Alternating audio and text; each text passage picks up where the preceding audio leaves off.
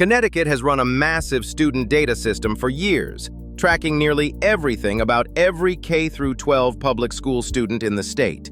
Starting mid-2026, it adds something it never specifically tracked before: how well bilingual education programs are actually working. It's Sections 22 and 23 of Public Act 26-1. If that law sounds familiar, it should. It's the same bill we covered before, both for the emergency certified funding reallocations and for creating the new Civics Education Seal. This piece, like the Civics Seal, actually started as its own separate bill in 2025, Senate Bill 1391, which didn't pass that year. In 2026, it got folded into the larger PA 26-1 package, and this time it became law. It's effective July 1st, 2026. Here's what it does. It expands something called the Public School Information System, or PSIS.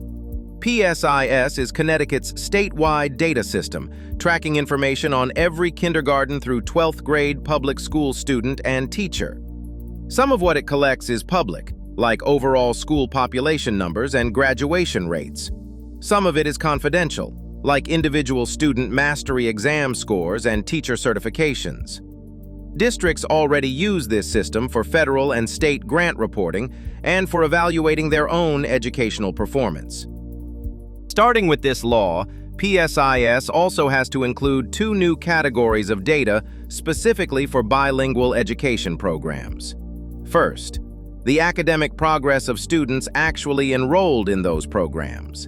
Second, evaluation data on the bilingual education programs themselves. In plain terms, the state is now tracking whether these programs are actually working, not just that they exist. There's a second piece to this law, too. It updates what's sometimes called a Bill of Rights for parents and guardians of multilingual learner students. That update guarantees those parents and guardians the right to access publicly available data on their child's academic progress and on the quality of the bilingual education program itself through PSIS. To understand why this matters, it helps to know how bilingual programs already work in Connecticut. State law already requires districts to offer a bilingual education program once they cross a certain threshold of English learners who speak the same home language. That threshold gets measured using PSIS data collected every October. So PSIS was already shaping which programs exist. This update adds a layer about whether those programs are succeeding.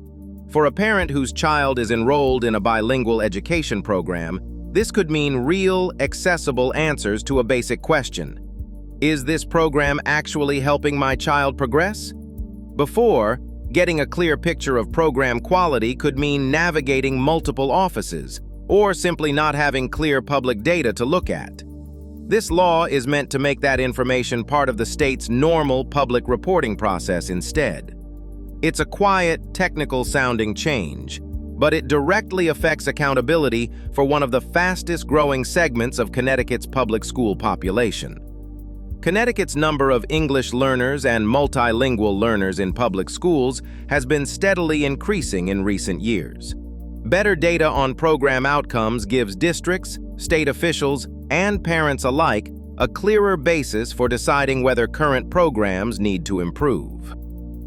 Like the Civics Seal we covered in an earlier video, this is another example of a provision that couldn't pass on its own in 2025, but found new life folded into 2026's larger PA 26-1 package.